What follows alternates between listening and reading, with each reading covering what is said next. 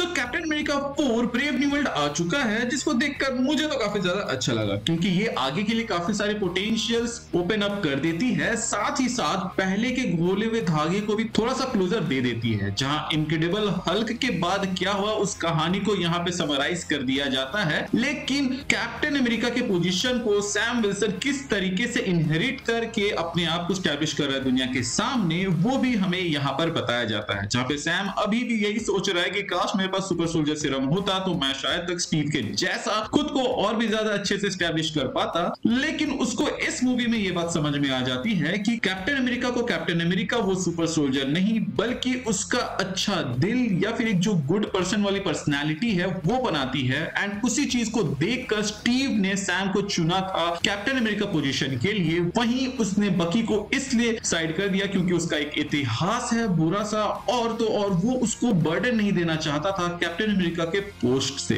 यहाँ पर हम देख पाते हैं कि सैम एज कैप्टन अमेरिका किस तरीके से लोगों की मदद करता है एंड वही चीज उसको बाद में पे बैक भी मिल जाता है। वहीं थर्ड एड रॉस जो कि पहले हल्क के पीछे पड़ा था वो खुद अब हल्क बन चुका है। मतलब कि जो डायलॉग था ना, मतलब कि वो आई एम डेंजर वाला, उस चीज को थोड़ा सा यहाँ पे ट्विस्ट करके दिखा दिया गया है कि पहले ये डेंजर के पीछे जाता था एंड अब वो खुद डेंजर बन चुका है। सोच के देखो कितना आयरॉनिक बात है कि ये जो रॉस था पहले हल्क को एक थ्रेट मानता था एंड अब वो खुद वो थ्रेट बन चुका है। तो अब ऐसे में वो क्या करेगा? And this is the point जहां पे उसको रियलाइज होगा कि भाई हल्क किस चीज से गुजरता था एंड वो कैसे वहां से निकल के अपना नाम कमाया एंड आगे जाके रेड हल्क के लिए भी ये स्कोप बनता है जो कि हमें थंडरबोल्ट्स में देखने को मिल सकता है। इसके अलावा स्टर्न का भी कैरेक्टर अगर आप देखो तो उसको जो रोल दिया गया है एंड जो यहाँ पे उसको अच्छे से दिखाया गया है कि स्टैटिस्टिकली वो कितना अच्छे से कैलकुलेट करके सारे प्रोबेबिलिटी सब चीज बता रहा है। He is the new brain of this saga. अब मैं यहाँ पे न्यू ब्रेन क्यों कह रहा हूं, क्योंकि हम लोगों ने देखा है कि जब से बैनर हल्क में बदला है तब से एमसीयू में हमें कोई ऐसा जीनियस देखने को नहीं मिला है जो कि हर प्रॉब्लम का सोल्यूशन थोड़े अच्छे से दे दे जैसे टोनी देता था। यहाँ पर स्टर्न को वापस लाना एक सोची समझी स्टेप थी जो कि मैं अभी आपको एक्सप्लेन करूंगा एंडिंग एक्सप्लेन वाले पार्ट में। इसके अलावा अगर आप देखो तो कैप्टन अमेरिका की ये मूवी बहुत ही ज्यादा ह्यूमन इमोशंस पे फोकस करती है रादर देन एक्शन और एस्पियोनाज वाली चीज पर, जो कि कैप्टन अमेरिका की सेकंड मूवी विंटर सोल्जर थी। ओवरऑल अगर आप मुझसे पूछो तो आप इस मूवी को देख सकते हो और एंजॉय भी करोगे। बस अपने एक्सपेक्टेशंस को इतने ज्यादा हाई मत रख देना कि भाई आपको डिसअपॉइंटमेंट हर चीज में दिखे। अब बात कर लेते हैं इस मूवी की एंडिंग की। तो इस मूवी की एंडिंग पर आने से पहले आपको थोड़ा सा मोटा मोटी बता देते हैं कि इस मूवी के अंदर हुआ क्या। यहाँ पर बेसिकली हमें ये दिखाया जाता है कि रॉस मरने वाला था लेकिन वो स्टर्न से मदद लेता है, जहां पे स्टर्न उसको बोलता है भाई तेको मुझे जेल से निकालना होगा। एंड यहाँ पे रॉस कहता है ऐसा वो तभी कर पाएगा जब वो प्रेसिडेंट बनेगा। इसीलिए यहाँ पे जो स्टर्न रहता है वो रॉस को प्रेसिडेंट तो बना देता है लेकिन रॉस अपने वादे पे कायम नहीं रहता है। इसीलिए जो यहाँ पे स्टर्न रहता है वो अपनी चालें चलने लगता है और जो रॉस का असली चेहरा है वो सबके सामने लाने लगता है। और इसी सब के बीच में आइज़ाया ब्रैडली फंस जाता है, जिसको बचाने के चक्कर में कैप्टन अमेरिका का ये मिशन जो कि पहले एक कंट्री के प्रति ड्यूटी होने वाला था वो पर्सनल हो जाता है। एंड एक चीज जो कि हमें देख के अच्छा लगता है कि ये पर्सनल होने के बावजूद जब वो इस काम को करता है तब उसके अंदर वो पर्सनल बॉर्डर नहीं रहते हैं जो कि हम लोगों को स्टीव के अंदर में देखने को मिला था। जब स्टीव बकी से लड़ रहा होता है तो वहां पे उसका एक पर्सनल बायस रहता है, लेकिन इस मूवी के अंदर जब ये पता चलता है कि आइज़ाया ब्रैडली के ऊपर खतरा है तो सैम वहां से मुड़ता नहीं है बल्कि वो उस खतरे की तह तक पहुंचने जाता है जो कि अनएक्सपेक्टेड था even for Samuel stern. At the end of the movie Samuel stern surrender कर देता है एंड रॉस का असली रूप सबके सामने ला देता है, जहां पर वो रॉस को मजबूर करता है रेड हल्क बनने के लिए। जिसके बाद हमें सैम वर्सेस यहाँ पर रॉस देखने को मिलता है एंड एज एक्सपेक्टेड सैम जो कि पास्ट में वॉर लड़ चुका है उसके बाद से काउंसलिंग करता था, वो रेड हल्क को हराने के लिए अपनी स्ट्रेंथ से ज्यादा काउंसलिंग स्किल्स का इस्तेमाल करता है। यहाँ पर उसका कोई भी मूव बेवजह का नहीं होता है एंड उसका जो क्विक थिंकिंग यहाँ पर होता है कि हमें रेड हल्क को एक ऐसे जगह ले जाना पड़ेगा जहां पे वो शांत हो एंड प्रॉपर्टी एंड लोगों का लॉस है वो मिनिमम हो, उसके क्विक थिंकिंग को दिखाता है। खैर मूवी के एंड में हमें दिखाया जाता है कि रॉस और स्टर्न दोनों को राफ्ट में रखा गया था जिसको हमें सिविल वॉर में दिखाया गया था और यहाँ पर जाके सैम उन दोनों से मिलता है, जहां पर हम देख पाते हैं कि वो एज अ सोल्जर भले ही रॉस के कई सारे आइडियोलॉजी से अग्री नहीं करता, पर उनके इंटेंट से अग्री करता है, जो चीज देख के मेरे को काफी ज्यादा अच्छा लगा, क्योंकि सैम लिटरली एक डिप्लोमेट के जैसा काम कर रहा है और वो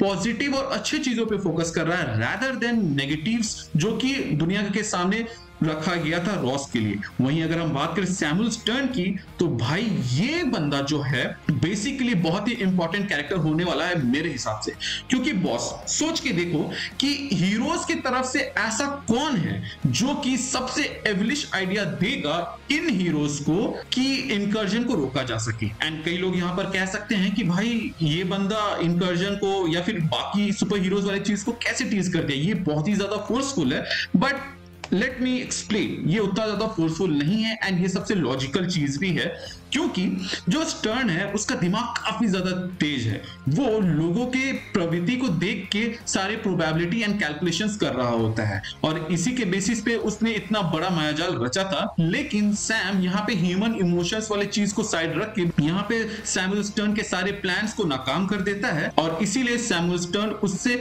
ज्यादा इंप्रेस था एंड वो सरेंडर कर देता है, क्योंकि उसके प्लान के लिए ये नेसेसरी था। एंड वो ये बात जानता है कि फ्यूचर में इन हीरोज को इसकी जरूरत जरूर पड़ेगी, क्योंकि इसके पास जो दिमाग है वो उस चीज को कैलकुलेट कर लिया है जो कि रीड ने भी नहीं सोचा था, और उस चीज का पता उसको डॉक्टर स्ट्रेंज से पता चला था अर्थ 838 में। सो बेसिकली अगर आपको याद हो तो रीड यहाँ पे डॉक्टर स्ट्रेंज को कहता है कि अगर तुम यहाँ पे रहते हो तो तुम एक फुटप्रिंट छोड़ते जाते हो जो कि इनकर्जन को ट्रिगर करता है। अब ये इनकर्जन वाली चीज तो आप जानते ही हो कि यूनिवर्सेस के बीच में जो एक पर्दा है वो हट जाता है और इसके बाद से दो यूनिवर्सेस कोलाइड करते हैं, आपस में वो तबाह होने लगते हैं। अब मूवीज के अंदर अभी तक तो हमें इसका सोल्यूशन नहीं बताया गया, लेकिन हम लोगों को कॉमिक्स के अंदर बताया गया था कि अगर किसी एक अर्थ को डिस्ट्रॉय कर दिया जाए तो दूसरा अर्थ को बचाया जा सकता है। तो सेम चीज हमें यहां एमसीयू में होते हुए भी देख सकता है and I am pretty sure ये आइडिया जो पिच करेगा वो और कोई नहीं बल्कि सैमुअल स्टर्न होगा, क्योंकि उसी के पास इतना दिमाग है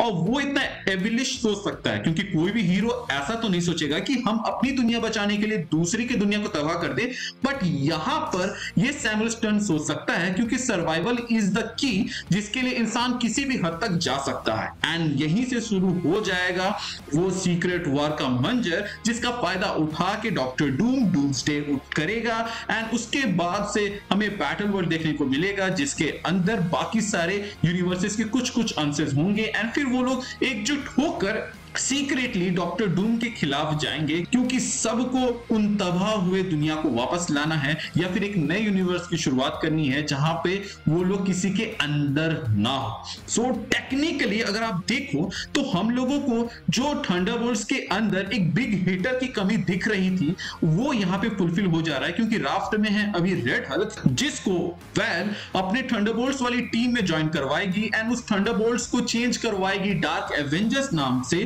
क्योंकि भाई ये लोग वो काम करेंगे जो असली एवेंजर्स कभी ना करे, जो कि हो सकता है कि दुनिया तबाह करना या फिर कुछ और। इसके अलावा सेंट्री तो आ रहा है, तो सेंट्री उस डार्क एवेंजर्स में थॉर का रिप्लेसमेंट है। बाकी सारे कैरेक्टर्स को आप देख लो कि वो एवेंजर्स के ही रिप्लेसमेंट हो गए, जहां पे येलेना ब्लैक विडो हो गई और जो अपना यूएस एजेंट है वो कैप्टन अमेरिका का रिप्लेसमेंट हो गया, हॉकाई का रिप्लेसमेंट हम घोस्ट को मान सकते हैं। वहीं जो बकी एंड रेड गार्डियन है वो एक सुपर सोल्जर है जो कि टीम को लाइटन अप और एक अच्छा सपोर्ट देने में काम कर सकते हैं। और देखा जाए तो ये मूवी ऊपर से काफी डिसेंट लगती है, बट इसके अंदर काफी ज्यादा पोटेंशियल है और जिस तरीके से दिखाया गया मुझे तो अच्छा लगा है। जहां पर कोई भी चीज उतनी फोर्स तो नहीं लगी, बट देखकर मजा आया, क्योंकि सैम इस मूवी में स्ट्रगल करते हुए दिख रहा है। सैमुअल स्टर्न एक फ्यूचर हेल्पर और थ्रेट के जैसा दिख रहा है। इसके अलावा रेड हल्क का एमसीयू में आना हल्क की स्टोरी लाइन के लिए भी रास्ते खोल देता है। I am very